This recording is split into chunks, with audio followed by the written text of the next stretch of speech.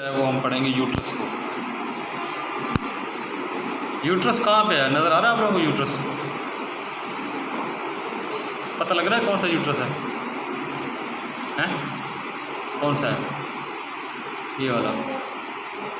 ये आगे ये क्या चीज़ है?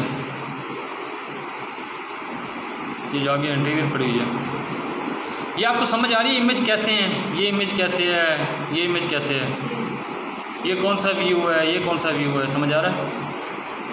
ये कौन सा व्यू है?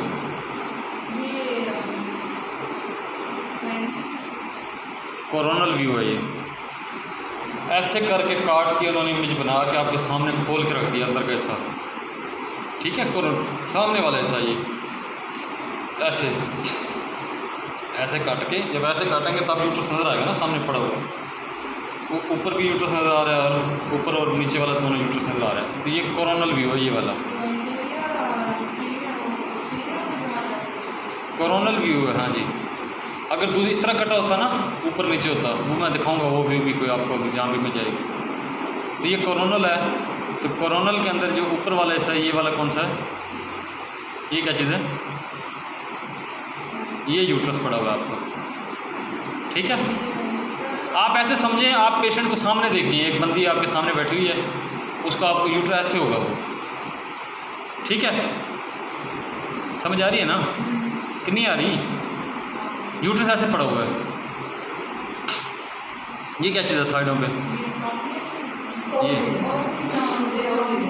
ये ओवरीज है, ठीक है? ये क्या है? ये फैलोपियन ट्यूब है। ये आपके सामने का स्ट्रक्चर है, एंटीरियर आप उसको सामने से देख रही हैं। यूट्रस, फैलोपियन ट्यूब, ओवरी, ये समझ आ गई?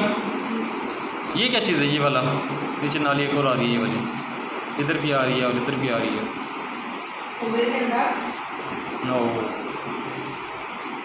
ये है ब्रॉड लिगामेंट, कहते हैं इसको ब्रॉड लिगामेंट, ठीक है?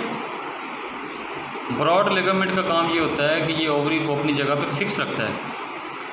जैसे कोई चीज़ हम खड़ी करते हैं, उसको आसपास से हम शादियों में जैसे तंबू लगाए होते हैं ना, एक रस्सी इधर बांध देते हैं दीवार पे, एक उस दीवार पे बांध देते हैं, एक उस दीवार पे बांध देते हैं, एक दरख्त के साथ बांध देते हैं। देखा होगा ना आप लोगों ने, तंबू लगते हैं शादियों में, खुशी गमी में, तो वो जो रस्सियाँ होती हैं किधर जा रही है किधर जा रही है, वो उसको अपनी जगह पे फिक्स कर देती है, वो हिल नहीं सकती वहाँ से। तो ये broad ligament helps ovary to stay in place, कि वो अपनी जगह पे स्टे करे। ये ब्रॉड लिगामेंट इसको हेल्प करता है, ठीक है? ये समझ आ गई है? ये यूट्रस, ओवरी, फैलोपियन ट्यूब और ब्रॉड लिगामेंट। इसमें ये इमेज है सैजिटल इमेज। ये इमेज को ऐसे करके काटा हुआ उन्होंने, ऐसे काटने का मतलब ये है कि लैटरली आप नज़र आ रही है, ठीक है? अब सैजिटली काटा हुआ है तो अब आप उसको एंगल से देख रहे हैं ऐसे। पहले आप सामने से देख रहे थे यूट्रस को, अब आप साइड पे ऐसे यहाँ से यूट्रस देख रहे हैं साइड पे जाके। अब साइड से जाके यूट्रस कैसे नज़र आएगा आपको? पहले ये बताएं कि ये अगला हिस्सा है इंसान के जिस्म का या ये वाला अगला हिस्सा है? बताओ कौन सा अगला हिस्सा है, ये वाला या ये वाला? ये वाला अगला हिस्सा है, हैं? सोचो सोचो।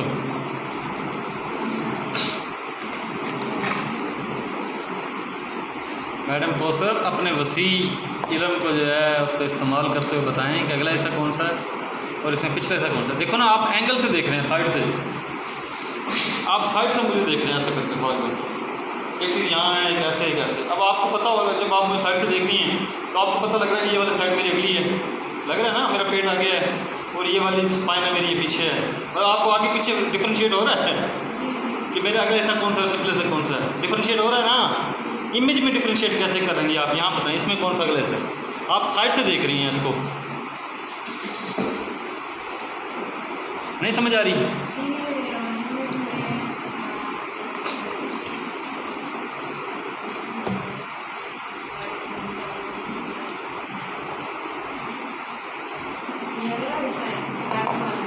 कौन सा एरो वाला हिस्सा कौन सा है? जहाँ पे मेरा एरो है, हैं? अगला हिस्सा है। आप बताएं जी।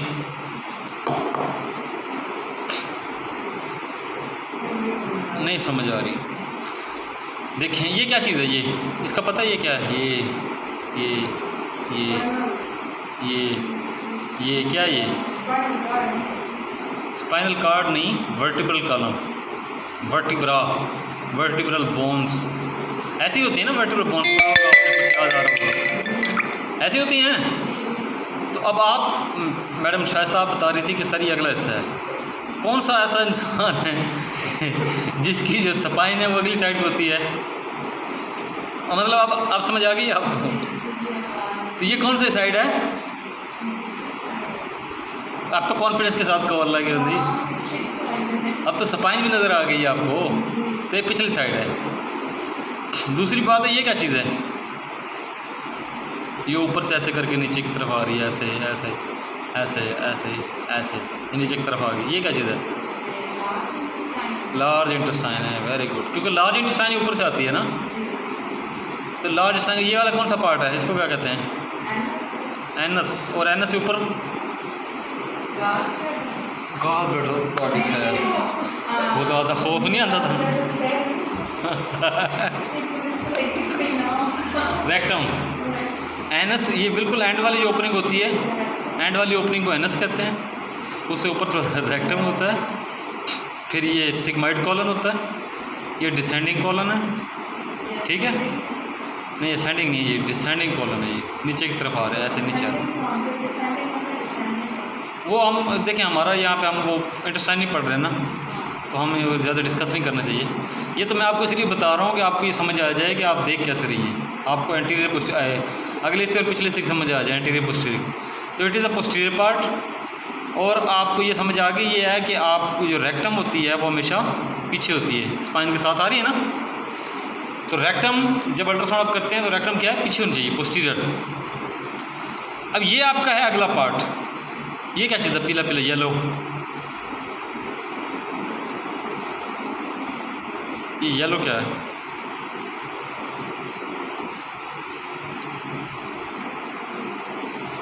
स्किन होती है मरीज़ की, स्किन होती है ना, ये ऊपर वाली स्किन के नीचे, हाँ फैट है, वेरी गुड। ये ऊपर एक लाइन हल्की सी, ये स्किन है, स्किन एक लाइन है ना पतली सी, उसके नीचे फैट है।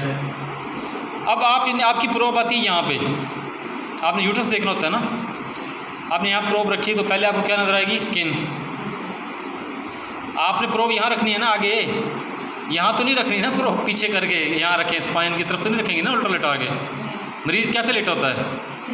जब मरीज़ सीधा लेटा है तो प्रोब आप कहाँ रखेंगी? यहाँ रखेंगी ना, स्किन के ऊपर। अब जो साउंड वेव हैं वो स्किन से गुजर के कहाँ टकराएंगी? फैट के साथ। तो सबसे पहले आपको स्किन नज़र आएगी, फिर हल्की सी फैट लेयर नज़र आएगी, मस्कुलर लेयर नज़र आएगी, उसके बाद क्या, ये क्या चीज़ है? What is this? ब्लैडर है, वेरी गुड। तो उसके बाद आपको सबसे पहले क्या नज़र आएगा?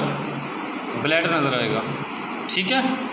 ये ब्लैडर खाली है मरीज़ का, इसीलिए सिकुड़ा पड़ा है, ठीक है?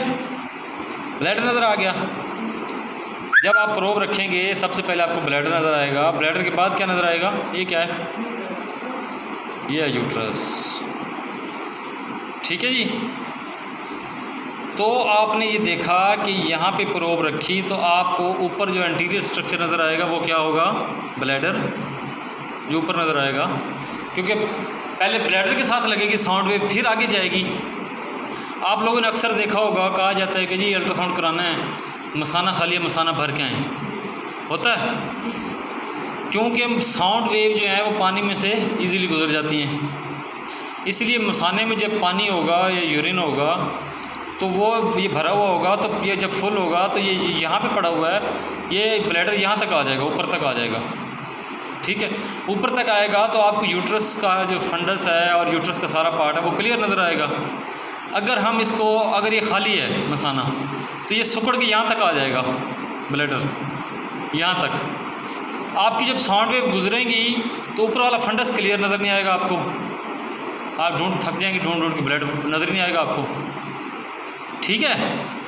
तो इसीलिए मसाना क्यों फिल कराया जाता है? To see uterus. ये आप लिख लें, ये छोटे छोटे नोट्स बनाते जाएं। स्टार बना के ना एक नोट्स टाइप स्टार, ये इंपॉर्टेंट पॉइंट जिसको हम कहते हैं। यूट्रस के लिए करेंगे, हाँ जी, लिखें इसको, स्टार बना के लिखें कि हम मसाना इसलिए फिल करवाते हैं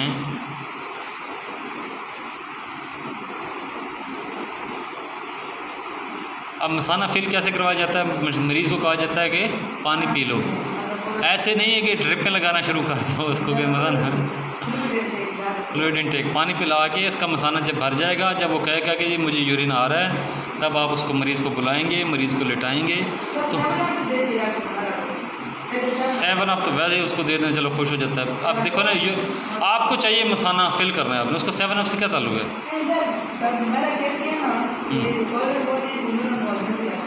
हाँ, ये वजह हो सकती है, लेकिन आपने मसाना फिल करना है, जैसे भी करें, जो मर्ज़ी पिलाएं उसको। आपको फ्लूइड चाहिए इन यूरिनरी ब्लैडर, ठीक है। हम मसाना इसलिए फिल करवाते हैं ताकि इसमें से साउंड वेव इजीली गुज़र सकें या आसानी से गुज़र सकें,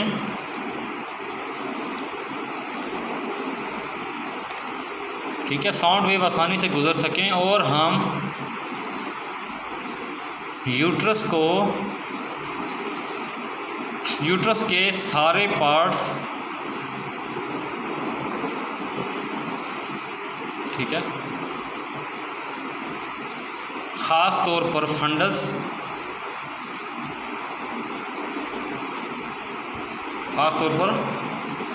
फंडस को देख सकें।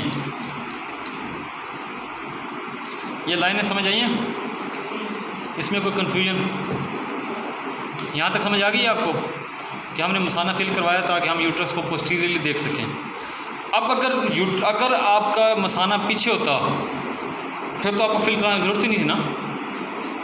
तो ये आपको हमेशा याद होना चाहिए कि मसाना आगे होता है, जब मसाना खाली होता है तो मसाना नीचे की तरफ यहाँ तक आया होता है, एरो तक। जब खाली आया होता है तो साउंड वेव जब यहाँ से ऊपर गुजरती हैं तो यहाँ पे बावल्स पड़ी होती हैं, बावल गैसेस जिसे कहते हैं ना, बावल गैसेस।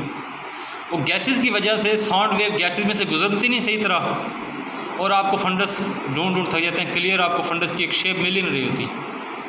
ऐसा होता है हमारे साथ, ठीक है।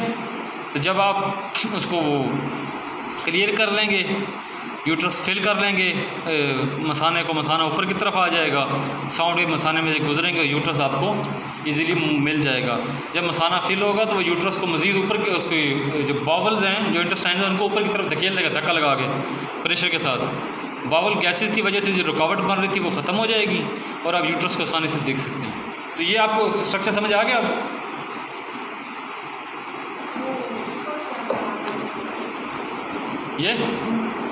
ये वाला, ये इंटेस्टाइन्स ही है ना, ये भी जैसे ये इंटेस्टाइन आ रही है, ऊपर इंटेस्टाइन्स पड़ी हुई है, ठीक है।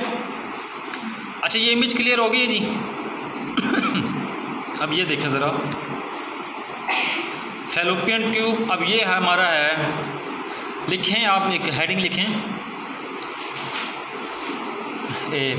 Pelvis structures. Pelvis structures,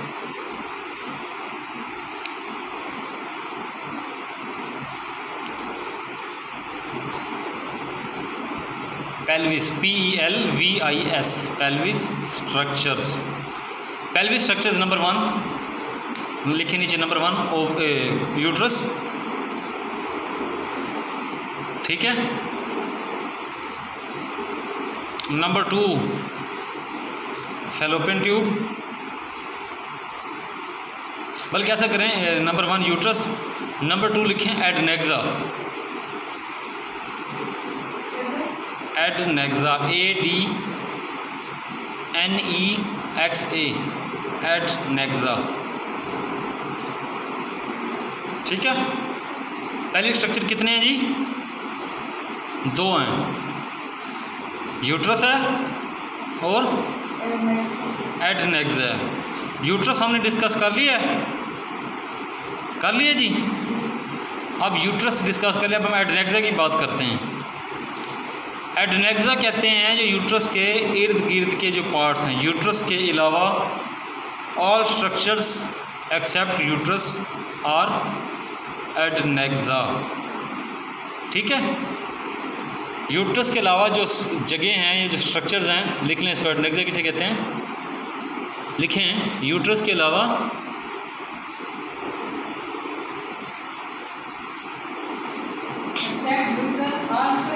all structures in the pelvic cavity except uterus. All structures in the pelvic cavity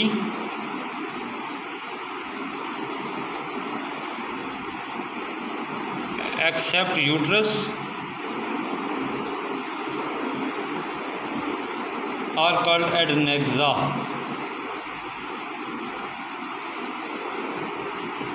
uterus के अलावा पेल्विक रीजन के अंदर जितने भी स्ट्रक्चर्स मौजूद होते हैं या ऑर्गन मौजूद होते हैं उन्हें हम एडनेक्सा कहते हैं। उर्दू में लिखना है, उर्दू में ख़ुद से लिख लें, इंग्लिश में लिखना है, इंग्लिश मैंने बता दिया। तो इसमें कोई मुश्किल तो नहीं है ना? वर्ड सुनने में मुश्किल लग रहा था ना, एक दफ़ा बंदा घबरा जाता है कि ये चीज़ मुझे नहीं समझ आएगी। अक्सर आप लोगों ने रिपोर्टें देखी होंगी जी, एडनेक्सा क्लियर। पढ़ी रिपोर्ट कभी आपने? एडनेक्सा क्लियर लिखा होता है, एडनेक्सा क्लियर। क्या एडनेक्सा क्लियर है? नहीं, रिपोर्टों में ये कोई ऐसी रिपोर्ट नहीं होती। आपने पढ़ी नहीं ना रिपोर्टें? ठीक है, आपने ये रिपोर्टें पढ़ी नहीं, इसलिए आपको ये पहली दफ़ा लग रहा है वर्ड, अदरवाइज़ ये वर्ड।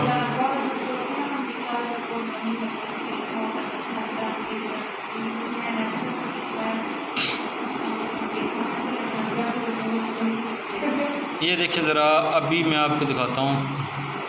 एडनेक्सा आता है पेल्विक अल्ट्रासाउंड के अंदर।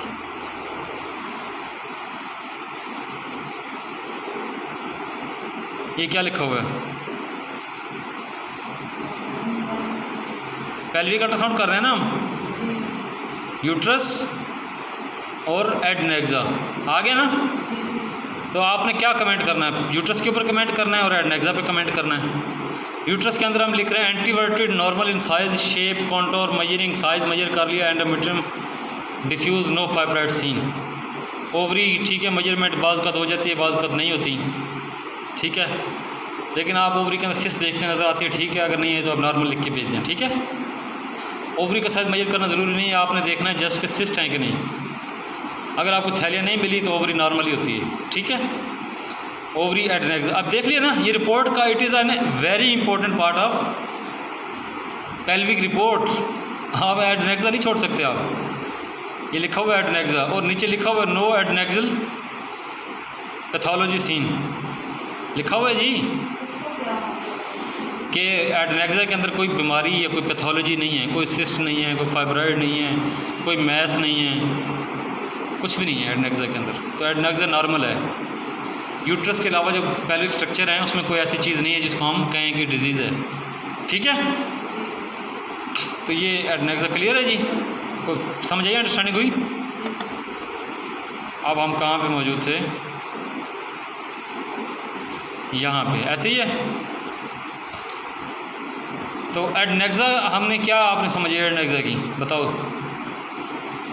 बताओ शाइस्ता।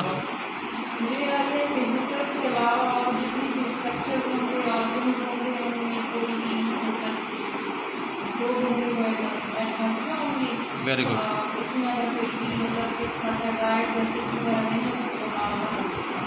अब लिखो ज़रा एडनेक्सा, नीचे हेड की, तो हेड एडनेक्सा की। पेल्विक में आपने दो चीज़ें डिवाइड, दो स्ट्रक्चर बताए, यूट्रस और एडनेक्सा। अब एडनेक्सा के अंदर स्ट्रक्चर होते हैं 4। एडनेक्सा में 4 स्ट्रक्चर हैं। ये देखें, ये आपका यहाँ ख़त्म हो रहा है यूट्रस, ऐसे ही है, ऐसे यूट्रस ख़त्म हो रहा है ना। ये क्या चीज़ शुरू हो रही है आगे? तो पहला पार्ट क्या है एडनेक्सा का? Fallopian tube. मुश्किल तो नहीं समझा, मुश्किल तरीका तो नहीं है ना ये समझाने का? तो यूट्रस से हट के जो पहली चीज़ क्या आ रही है? फैलोपियन ट्यूब है। दूसरा फैलोपियन ट्यूब से आगे जब यहाँ पे आ रहे हैं तो यहाँ पे ये क्या चीज़ पड़ी हुई है? तो सेकंड पार्ट क्या है? ओवरी है। ठीक है, अब मैंने आपको पीछे एक इमेज में बताया था कि ओवरी को एक अपनी जगह पे फिक्स रखती है और वो यूट्रस के साथ लगा होता है, वो क्या चीज़ होता है? लिगामेंट। ये जैसे ये आ रहा था, ये वाला ये आ रहा है ना, इधर यूट्रस की फंडस में लग रहा है और इधर ओवरी में लग रहा है, ये वाला, ये क्या चीज़ का क्या नाम है? ब्रॉड लिगामेंट कहते हैं इसे,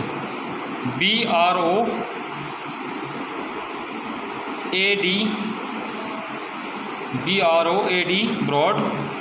लिगामेंट की स्पेलिंग आते हैं ब्रॉड लिगामेंट। तो यूट्रस के एडनेक्सा के 3 पार्ट कौन कौन से हैं जी? रिवाइज करें जल्दी जल्दी।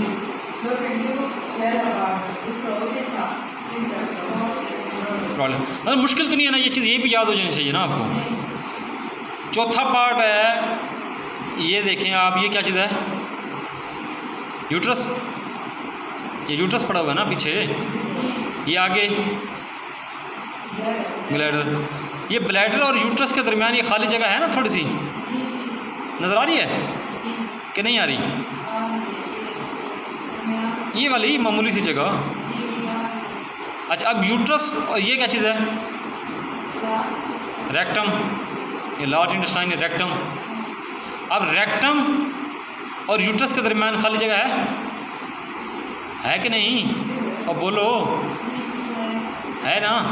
ये खाली जगह पड़ी है, ये खाली जगह भी है, ये भी खाली जगह है। इनको कहते हैं कल-डी-सैक्स। लिखें CUL, CUL, कल। वो आगे वो बनाते हैं, हाइफन दें, छोटी सी लाइन DE, फिर हाँ DE, फिर छोटी सी लाइन दें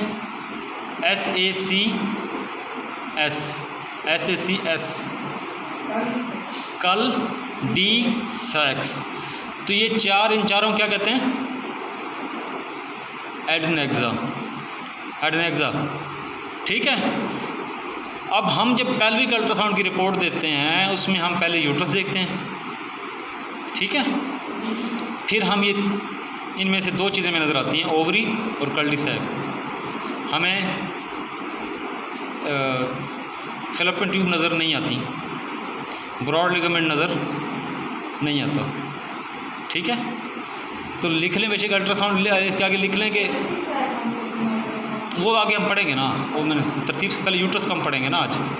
आप लिख लें कि ये जो आपने लिखा है ना फेलोपियन ट्यूब और ब्रॉड लिगामेंट, ये आप लिख लें कि नॉट विजुअलाइज्ड ऑन अल्ट्रासाउंड। उसके आगे फेलोपियन ट्यूब के आगे लिखें, फेलोपियन ट्यूब के बारे में लिखना है आपने, not visualized on ultrasound, not visualized on ultrasound until abnormal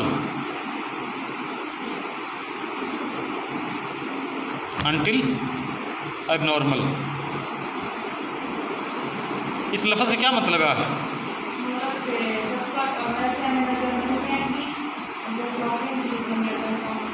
ठीक है,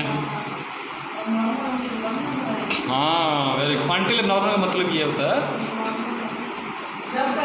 जब तक एबनॉर्मल नहीं है वो नज़र नहीं आएगी। अगर उर्दू में लिखना है, इंग्लिश में समझ आ गई आपको? हाँ, क्योंकि देखें अब जब ये लेक्चर लेके यहाँ से चली जाएंगी तब आप कभी कभी नोट्स खोला करेंगी प्रैक्टिस के दौरान। चलो इंशाल्लाह रब्ता तो रहेगा, पूछ भी लेता बंदा फिर भी। तो फेलोपियन ट्यूब हमेशा नॉर्मल नज़र नहीं आती जब इसके अंदर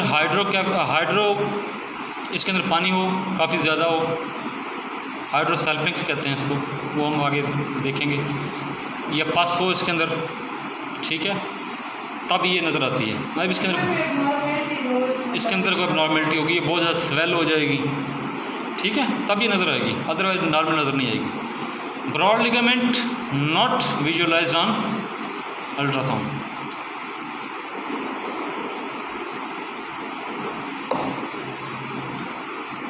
ठीक है। अब सवाल ये है कि जब ये 2 चीज़ें तो नज़र नहीं आई, तो पेल्विक अल्ट्रासाउंड में टोटल कितनी चीज़ें थी? टोटल कितनी चीज़ें पेल्विक अल्ट्रासाउंड में? कितनी है? देखो ना आपके ऊपर टोटल कितनी है? टोटल बताओ। टोटल 5 बन गया ना। एक यूट्रस, दूसरा एडनेक्सा। वैसे हमने 2 मेन बनाई, लेकिन एडनेक्सा के अंदर हमने 4 पार्ट बनाए। तो 4 पार्ट आप एडनेक्सा के कर लें, 1 पार्ट आप यूट्रस को गिन लें। टोटल कितने पार्ट हो गए? 5।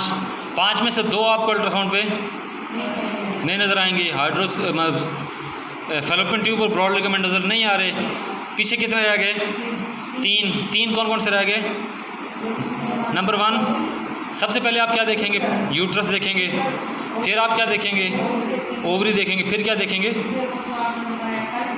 कल्डिसेक्स। 3 चीज़ें आपने देखनी है पेल्विक अल्ट्रासाउंड पे।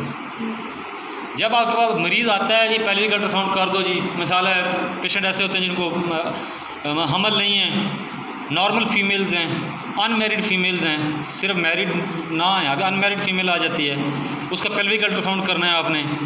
उसको पेन है, पेल्विक पेन है, होता है ना, या इरेगुलर मेंस्ट्रुएशन है, या और कोई मसले हैं, तो आपने पेल्विक अल्ट्रासाउंड करना है। अब आपके माइंड में ये होना चाहिए कि आपने कितनी चीज़ें देखनी है? 3 चीज़ें। अगर आपको उन 3 चीज़ों में कोई मसला नज़र नहीं आ रहा तो आपने अल्ट्रासाउंड जो नॉर्मल लिख के भेज देना है। अब आगे किसका काम है? गायनेकोलॉजिस्ट का। कि गायनेकोलॉजिस्ट लैब टेस्ट करवाए, हार्मोनल टेस्ट करवाए, और कोई रीजंस देखे, घर के अंदर कोई स्ट्रेस है, कोई मेडिसिन ले रही है, कोई और कोई मसला है, या कोई इंटेस्टाइन्स के अंदर इंटेस्टाइनल पेन है, रीनल पेन है, कोई और पेन हो सकते हैं। इट मीन्स कि आप ये क्लियर करके भेज रहे हैं कि यूट्रस के अंदर मसला नहीं है, ओवरी के अंदर मसला नहीं है, और कल्टीसैक में मसला नहीं है। आपका ये काम था, आपने ये मरीज़ उसको बता के भेज दिया, ठीक है।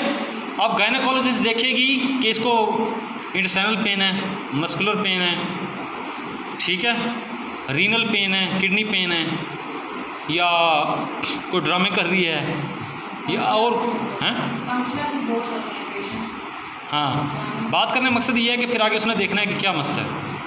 ये समझ आ गई? तो जब भी पेल्विक अल्ट्रासाउंड आएगा, आप कितनी चीज़ें देखनी है आपने? कौन कौन सी? माशाल्लाह।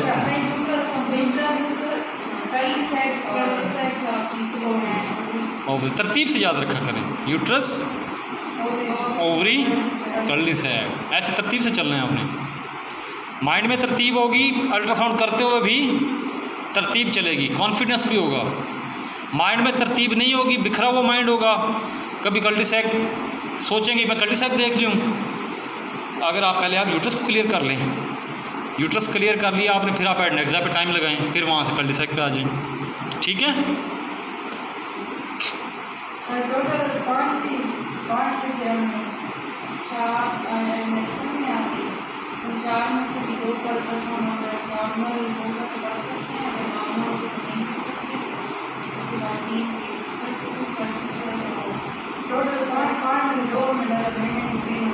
हाँ, फैलोपियन ट्यूब नहीं, अल्ट्रासाउंड में मकसद करना बहुत कम पे 1000 में से एक आधी पैथोलॉजी आ जाती है, इसलिए हमारे माइंड में फैलोपियन ट्यूब होती भी नहीं है अल्ट्रासाउंड करते हुए, ठीक है।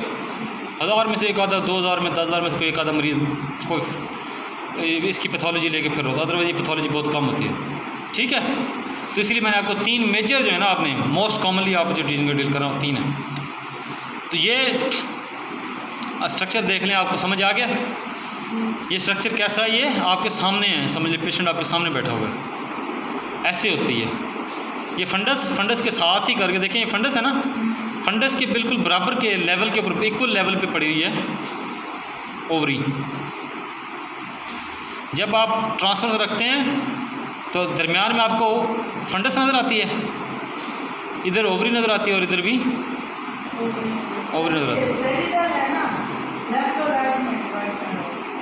यह है कोरोनल, ये कोरोनल व्यू है, लेफ्ट राइट में डिवाइड नहीं कर रहा है, ये हमें ऐसे दिखा रहा है, ऐसे कटा हुआ है बॉडी का पीठ, वो पार्ट हमने आगे से काटा हुआ, आगे से स्किन उतार दी, फिर स्किन उतार दी, फिर स्किन उतार दें, फिर मसल उतार दें, फिर फैट उतार दें, तो ऐसे हमें नज़र आएगा। ये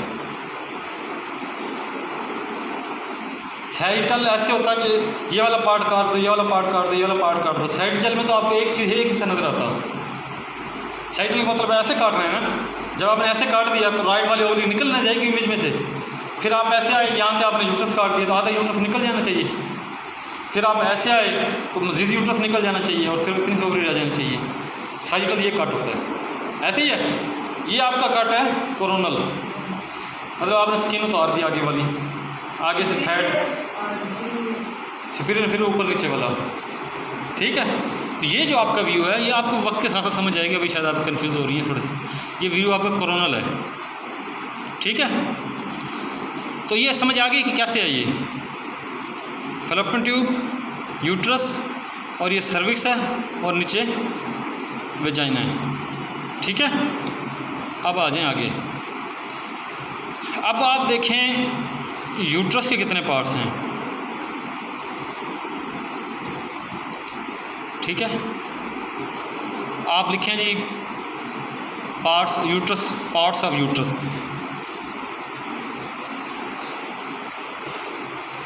पार्ट्स ऑफ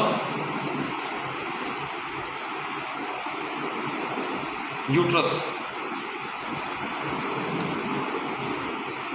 यूट्रस के लिखें 4 पार्ट्स हैं।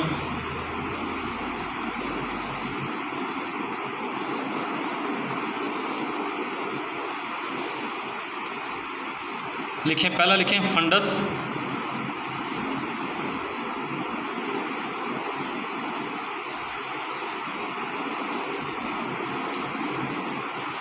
ठीक है। यूट्रस का सबसे ऊपर वाला हिस्सा, नीचे लिख लें इसके क्या फंडस कौन सा होता है। यूट्रस का सबसे ऊपर वाला हिस्सा,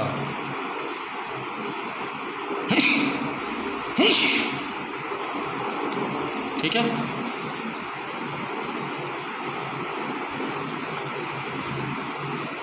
ये यूट्रस का सबसे ऊपर वाला हिस्सा जिसके साथ दोनों अतराफ में फैलोपियन ट्यूब्स लगी होती हैं। आगे समझ फंडस का।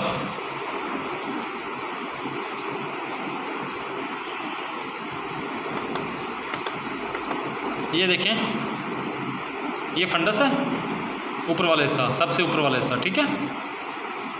और दोनों तरफ में फैलोपियन ट्यूब इसके लगी हुई है ना, एक फैलोपियन ट्यूब इधर जा रही है और एक इधर जा रही है। आ रही समझ। उसके बाद आप लिखें दूसरा पार्ट है कॉर्पस, ये स्पेलिंग लिखे हुए हैं कॉर्पस के,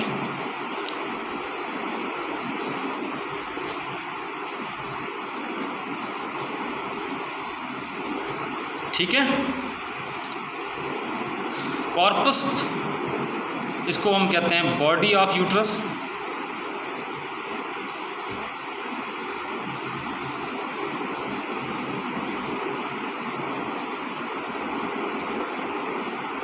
ठीक है।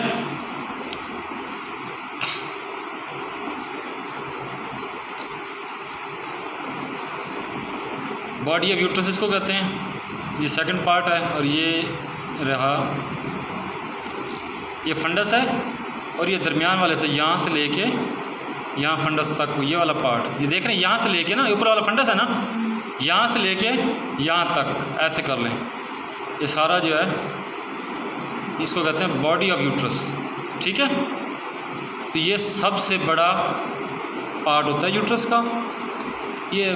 और इसमें इसके अंदर रहम का जौफ है, इस जगह जाइगोट चिपकता है, ठीक है। तो जो जाइगोट होता है या फिटस जाइगोट जो होता है वो यहाँ पे आके बॉडी के अंदर लगता है, चिपकता है, ठीक है। जो फर्स्ट टाइम जो बेबी जो स्पर्म और ओवम मिलते हैं, जाइगोट बनता है ना, तो जाइगोट कहाँ पे आता है, बॉडी के अंदर आता है, यहाँ पे, ठीक है। यहाँ पे आके लगता है, ऊपर तो फंडस है ना, यहाँ पे लग जाएगा, यहाँ पे लग जाएगा। तो अंदरूनी पार्ट जो है बॉडी का यहाँ पे आके लगता है। तो बॉडी ऑफ यूट्रस कॉर्पस, ठीक है जी। थर्ड पार्ट कौन सा है, इस्थमस।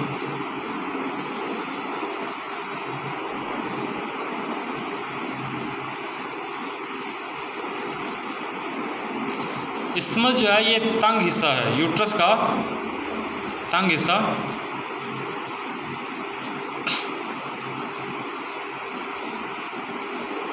जो बॉडी और जो कॉर्पस और सर्विक्स के दरमियान होता है। लिखें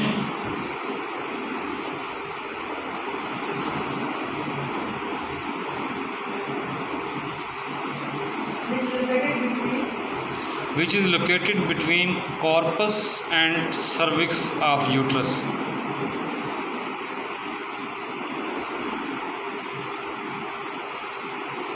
ठीक है, लिख लिया जी। फोर्थ वन, ये देखिए, ये है, ये तंग हो रही है ना, यहाँ पे आके ये यहाँ पे तंग हो रही है, ऐसे हो रही है ना तंग, ये वाली जगह इंटरनल ऑस से पहले ये छोटी सी जगह तंग हो रही है, यहाँ से लेके यहाँ तक।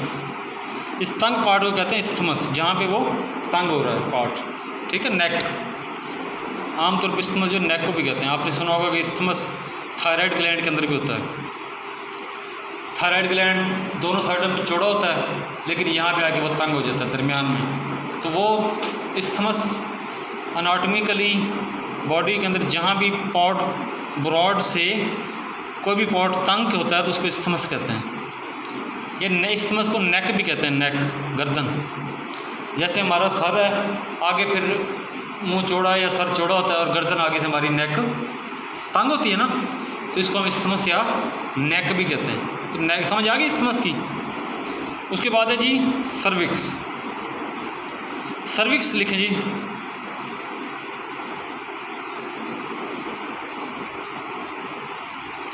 सर्विक्स के दो पार्ट हैं, internal os and external os.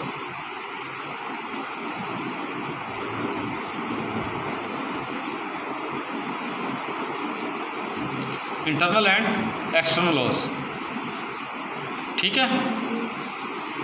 Internal ऑस जो है ये ओपनिंग है सर्विक्स की टुवर्ड्स यूट्रस, अंदर वाली ओपनिंग है ना। लिख लें internal os is an opening, लिख लें opening of internal os is an open, लिखें opening of cervix towards uterus.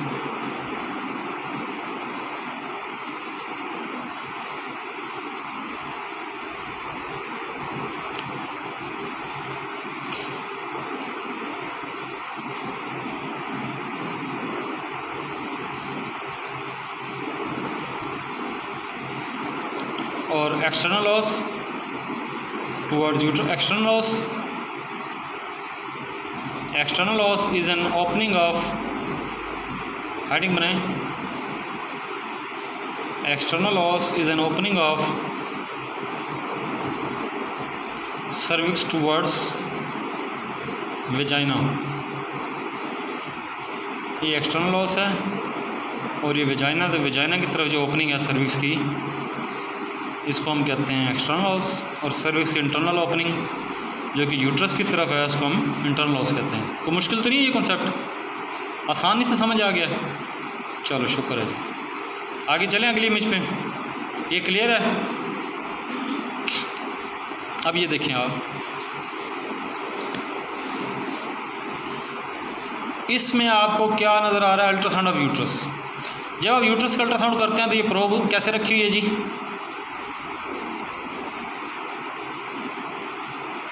Probe के मैंने आपको प्लेन पढ़ाए थे, कौन कौन से प्लेन थे, कौन कौन से एक्सिस थे प्रोब के?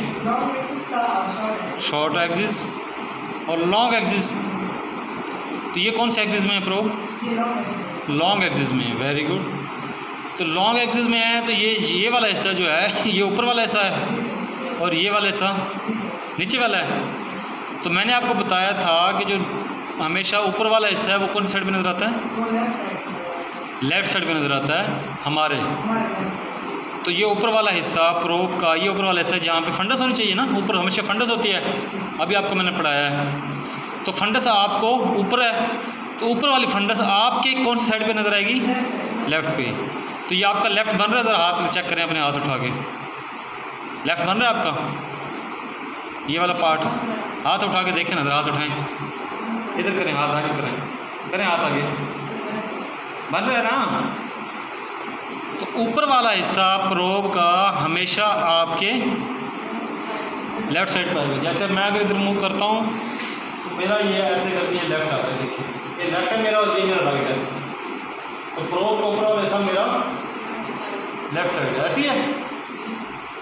और अगर फॉर एग्जाम्पल आपने प्रोब रखी और आपका ये वाला हिस्सा आपने प्रोब रखी है मरीज़ की, ये वाला हिस्सा आपको नज़र ही नहीं आ रहा, फंडस आपको यहाँ तक नज़र आ रही है, तो आप प्रोब को मज़ीद ऊपर लेके जाएंगे, ठीक है, ताकि आपको फंडस नज़र आए, क्योंकि प्रोब फंडस ऊपर पड़ी हुई है, ये वाला हिस्सा कट रहा है। जो साइड कटती है उसी साइड प्रोब को हम ले जाते हैं। अगर फंडस कट रही है तो प्रोब को ऊपर ले जाएंगे, अगर नीचे से सर्विस कट रही है तो प्रोब को नीचे ले आएंगे, ठीक है। तो ये आपने प्रोब कैसे रखी, लॉन्गिट्यूडनल। जब लॉन्गिट्यूडनल प्रोब रखी तो आपको यूट्रस कैसे नज़र आएगा, अल्ट्रासाउंड सैजिटल इमेज आपको कैसे नज़र आ रही, ऐसे नज़र आई, ठीक है जी। इसमें ये वाला पार्ट क्या है, इसको क्या कहेंगे हम, फंडस है। वेरी गुड, समझ आ गई है। ये दरमियान वाला क्या है,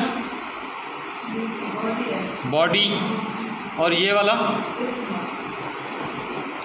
वाला पार्ट जो इस्तमस है, जहाँ पे थोड़ी सी एंगलिंग हो रही है, देख रहे हैं एरो से एंगल हो रहा है ना, इस्तमस, और ये वाला सर्विक्स, और ये ऐसे वेजाइना, ठीक है, ठीक है जी। सर्विक्स को लोकेट करना बाद का तो मुश्किल हो जाता है, ये एक्सपीरियंस के साथ साथ आता है आपको लोकेट करना। उसकी वजह ये होती है कि सर्विक्स और बॉडी अलग होते ही नहीं है, एक ही स्ट्रक्चर है। फिर ये आपका एक्सपीरियंस के साथ साथ जब आप देखते हैं कि ये जगह तंग है, फिर वहाँ से आप मेजर करते हैं इसको, ठीक है। और सर्विस की मेजरमेंट जो हम आगे पढ़ेंगे कि कितनी होनी चाहिए, 2.5 से ज़्यादा होती है इसकी, 2.5 से ज़्यादा सर्विक्स हो तो ठीक होती है, कम हो तो सर्वाइकल इनकॉम्पिटेंट कहते हैं, उसमें एबॉर्शन के चांसेस ज़्यादा हो जाते हैं, ठीक है। तो ये सर्विक्स इमेज थी, लॉन्गिट्यूडनल थी। आगे ये कौन सी इमेज है जी,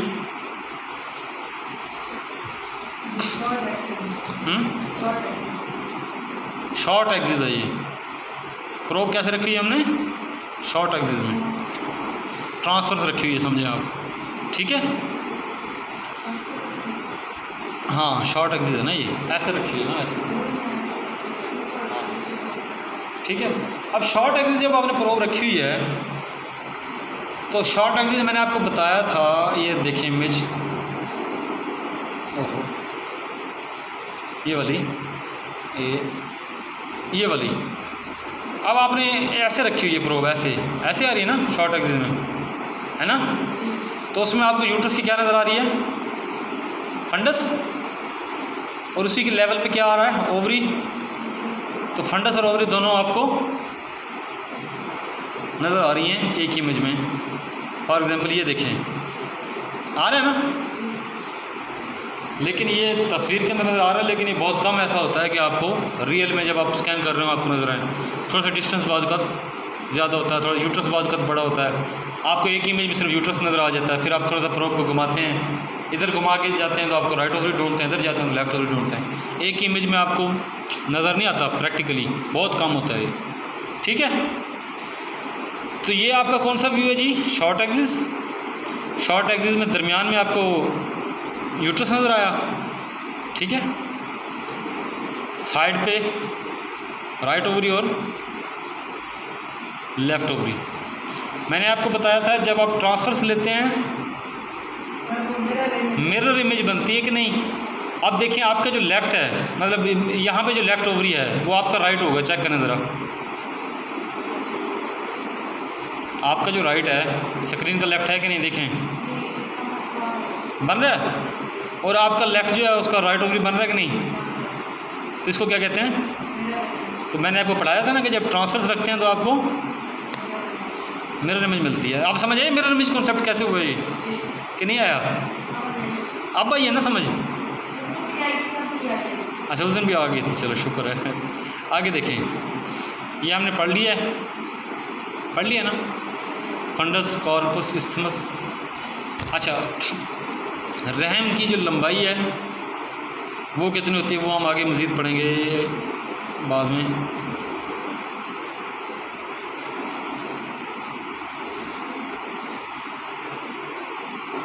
अच्छा, ये देखें यूट्रस की जो लंबाई है ये होनी चाहिए 7.5 से 9.5 सेंटीमीटर तक। मतलब 7.5 9.5 7.5 से लेकर 9.5 सेंटीमीटर तक। हाँ जी, ये हमें ज़्यादातर केसेस में नज़र आती है। नॉर्मल जो है 6 से लेकर बल्कि 7 से लेकर 10 तक, 7 से 10 जिनके अंदर मल्टीपैरस, फीमेल के अंदर मल्टीपैरस PAROUS मल्टीपैरस फीमेल्स के अंदर नॉर्मल होती है 7 to 10। इसका क्या मतलब है? मल्टीपैरस फीमेल के अंदर 7 to 10 नॉर्मल है, इसका क्या मतलब है?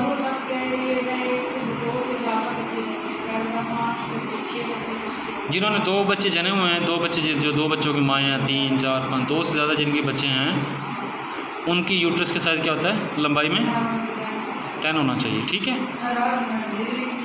हाँ। अल्लाह माफ़ी, क्लास नहीं लगाई साथ में उसकी? अब गाइड करने में क्या रह गया? अब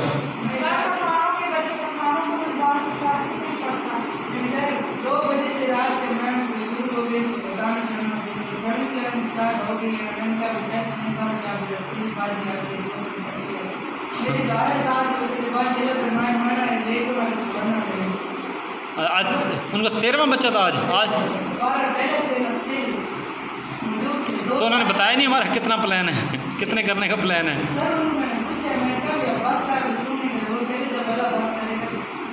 अल्लाह बस करेगा, आपने खुद नहीं करना। तो पठान खटकी थे वो।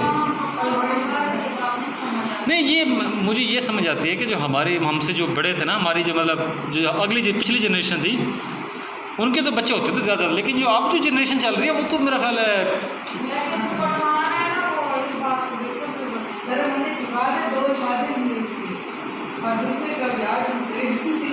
दूसरे में से 8 बच्चे हैं। ये तो वो रेवड़ नहीं फिर रहे होते हैं, अक्सर सड़क काम जाते हैं रेवड़ फिर रहे होते हैं।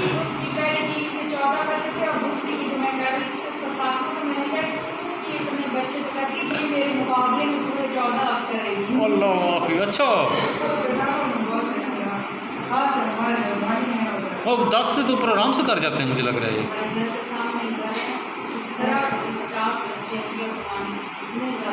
50 बच्चे?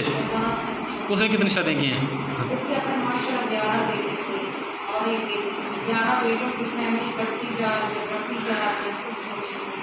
मुझे ना ये जिस तरह आप कहानियाँ सुना रहे हैं, ये मैं अक्सर जब मैं डॉक्टर रिजवान के साथ गाड़ी पे आता हूँ ना, अक्सर शाम को आते हुए ना हमें रेवड़ मिलता है। रेवड़, भेड़ों का रेवड़ जा रहा होता है, बकरियों का रेवड़ जा रहा होता है। ये तो इन्होंने वो रेवड़ वाला हिसाब बनाया हुआ, इंसानों वाली तो हरकत नहीं है ये कि एक ही बंदे के इतना रेवड़ है फिर रहे हैं। वो अक्सर टीवी में भी आया होता है कि वो कहते हैं जी बस मंग पिन के गुजारा कर लेंगे हैं जी, बस जोड़ा है रोटी मिल जाए खा लेंगे।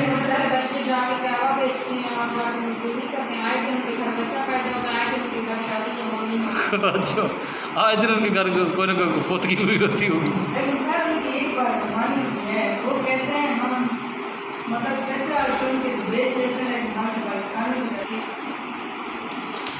अगर 10 से ज़्यादा हो लंबाई इसकी तो you must go to search fibroids. ठीक है, अगर फाइब्रॉइड नहीं मिल रहे तो फिर आप लिखें जी बल्कि यूट्रस, साइज़ आप लिख दें उसकी कितनी लंबाई है।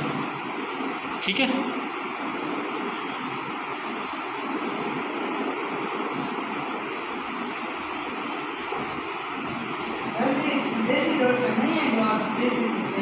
हाँ साइंटिफिक है अभी। हाँ मैम, मुझे है आइडिया इसका बिल्कुल। मतलब भाई अल्ट्रासाउंड हट के आने, इसीलिए मेरे वर्ड निकल गया है देसी, क्योंकि अल्ट्रासाउंड तो नहीं है ना ये इसमें। लेकिन ये क्लिनिकल एग्जामिनेशन क्या लें इसका? बिल्कुल बिल्कुल बिल्कुल। अच्छा, ये आपने लंबाई मेजर की है फंडक्स से सर्विक्स तक। ठीक है, अब आप मेजर करते हैं यहाँ से यहाँ तक भी मेजर करते हैं, इसे हम कहते हैं AP। AP, एंटीरियर पोस्टीरियर, ठीक है। एंटीरियर पोस्टीरियर होता है ना, मैंने पढ़ाया था ना आपको। यहाँ से साउंड वेव आ रही है ना, आगे क्या पड़ा हुआ है? साउंड वेव आई तो आगे क्या होता है? यहाँ से साउंड वेव आई तो आगे क्या होगा? ब्लैडर, फिर पीछे क्या है? यूट्रस। तो ये यहाँ से जब साउंड वेव आ रही हैं तो ये क्या पड़ा हुआ है? ब्लैडर है। तो ये ब्लैडर है और ये पिछला हिस्सा यूट्रस का, ये वाला ये यूट्रस का अगला हिस्सा है, ये यूट्रस का। तो पिछला हिस्सा और अगला हिस्सा, अगले और पिछले हिस्से को हम क्या कहेंगे? AP diameter. एंटीरियर, ये वाला एंटीरियर है, ये वाला पोस्टीरियर है। तो AP डायमीटर मेजर करना है, जो कि मल्टी पैरस के अंदर कितना होना चाहिए?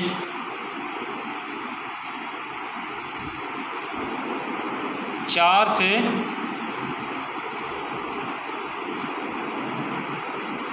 6 तक। मल्टी पैरस के अंदर कितना होता है? 4 से 6 तक। लंबाई कितनी होनी चाहिए मल्टी पैरस में? 7 to, और AP डायमीटर कितना होना चाहिए? 4 to 6। इसमें कोई कन्फ्यूजन? तो आप ज़रा इसका मेजर करा फल मैं 7 into 4, आप ऐसे लिख के भेजेंगे। लेंथ मेजर कर लिया आपने, AP मेजर कर लिया, ठीक है। अब आप आ जाएं, ये देखें जैसे ये पे हमने ये लेंथ मेजर हुई पड़ी है ना सर्विक्स तक। ये इंटरनल लॉस है सर्विक्स की, ये सर्विक्स की एक्सटर्नल लॉस है, ऐसी है। और ये फंडस है, ऐसी है जी। तो लंबाई कितनी आई पड़ी है? 7। ये उसने मेजर किया हुआ है AP डायमीटर, ठीक है। ये नीचे लिखा हुआ लैटरल व्यू में 2.5। ये उसने मेजर की हुई है विड्थ, ठीक है। अब विड्थ हम मेजर करते हैं। अब मैं विड्थ का भी आपको दिखाता हूँ कोई।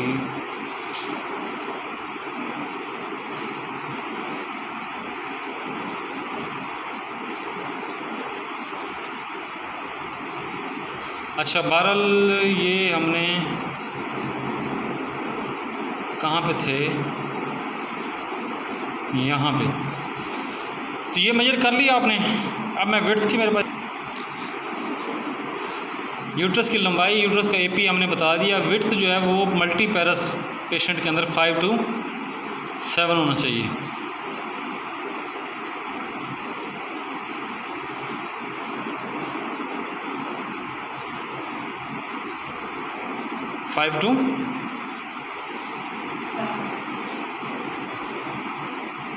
ठीक है जी।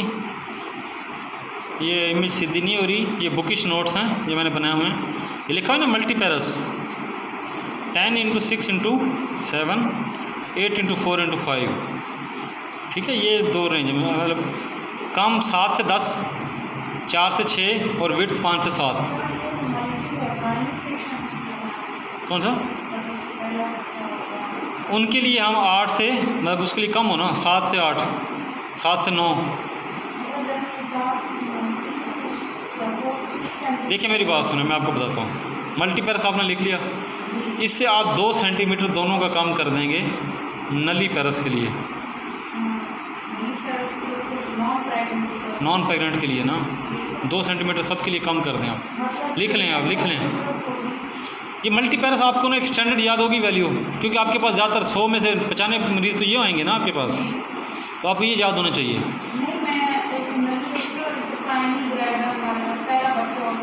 उनके लिए यही होती है, यही हाँ यही होता है। एक आधे सेंटीमीटर ऊपर नीचे होता है। अल्ट्रासाउंड के अंदर हम इतना मार्जिन देते हैं। ये जो मैंने आपको लिखवाया ना, बाज़ का तो आप इससे एक नीचे कंप्रोमाइज़ कर जाते हैं कि यार चलो ठीक है, एक आधे नीचे एग्जैक्ट वैल्यू नहीं होती, लेकिन ये तकरीबन 100 में से 95 केस ऐसे इस इन वैल्यूज़ में आते हैं।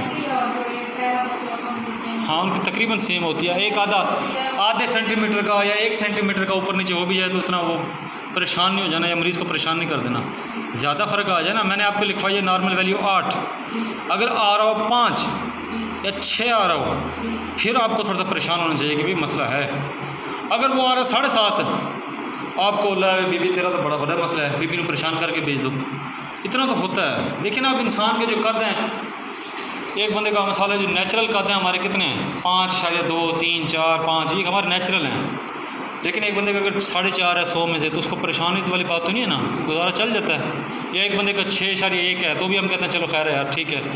अगर एक औरत है, उसका कद बहुत छोटा है, फिर हम उसे कहते हैं भाई बीबी तेरा तो मसला है, तो इलाज करा, कहते हैं ना। अब मैं आपको लिखवाता हूँ कि जी हमारे जो कद हैं 5 से लेकर 6 फुट नॉर्मल हैं। अब आपके पास एक बंदा आ जाए, उसका कद 4.8, आप उसे कहो भाई तू तो इलाज करा जाके, तेरा तो बड़ा मसला है, क्योंकि हमने क्या वैल्यू पड़ी है 5 से 6 नॉर्मल, तो इतना मार्जिन चलता है। इसी तरह लैब की रिपोर्ट आपने देखी होंगी, अक्सर जो है TLC या कोई थोड़ा बहुत एक ऊपर होता बंदा कहता है यार चलो खैर है, इतना चल जाता है, इतना हो जाता है, अक्सर कहते हैं ना हम लोग। तो लिहाजा जब मार्जिन से बहुत कम हो जाए ना वैल्यू, फिर आपने परेशान होना है और अगले बंदे को रेफ़र करना। अब आप लिखिए मल्टीपैरस, आपने लिख लिया मल्टीपैरस की जो रेंज थी, और जो मतलब 8 से 10 लिखी है आपने, तो नली पैरस की आप लिखेंगे 2 सेंटीमीटर कम लिखें। नली पैरस के लिए तीनों वैल्यूज़ 2 सेंटीमीटर कम होंगी। मतलब कि मल्टी पैरस में अगर 8 से 10 है, तो नली पैरस में 6 से 8। फॉलो कर रही है बात को? ऐसे है, ठीक है। और जो पोस्ट मीनोपाजल यूट्रस होता है, उसका साइज़ मज़ीद कम होता है। वो तो ज़्यादातर यूट्रस उसमें मैटर भी नहीं करता। पोस्ट मीनोपाजल में तो ज़रूरत ही नहीं है ना यूट्रस देखने की आपको, आपने नली पैरस और मल्टी पैरस का देखना है। ये आपको मेजरमेंट्स का कॉन्सेप्ट बना है कि नहीं, इसमें कोई कन्फ्यूजन है तो बताएं, बताएं जी।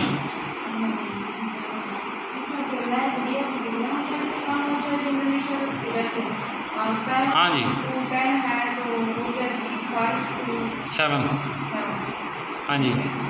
और इसमें अगर एक में आया जाए 4 to 6 है तो 2 to 4 हो जाएगी। हाँ जी। और एक में आया जाए 5 to 7 है तो 3 to 5 कर रहे हैं,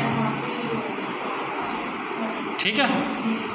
लेकिन अगर वो 5 से थोड़ी सी ऊपर हो जाती है, 5.2, 3, तो ये नहीं है कि आपको लाए बेबी और तो गायनेकोलॉजिस्ट जा, गायनेकोलॉजिस्ट बस ठीक है, इतना हो जाता है कोई किस थोड़ा। लेकिन अगर वो 6 है, आपको 1 सेंटीमीटर 1.5 सेंटीमीटर ज़्यादा मिल रही है, फिर थोड़ा सी परेशानी होती है, ठीक है। अच्छा, यूट्रस के साइज़ आपको समझ आ गई हैं। अब थोड़ी देर 10 मिनट का रेस्ट मारें, 10 मिनट बाद एग्जैक्टली आप आ जाइएगा।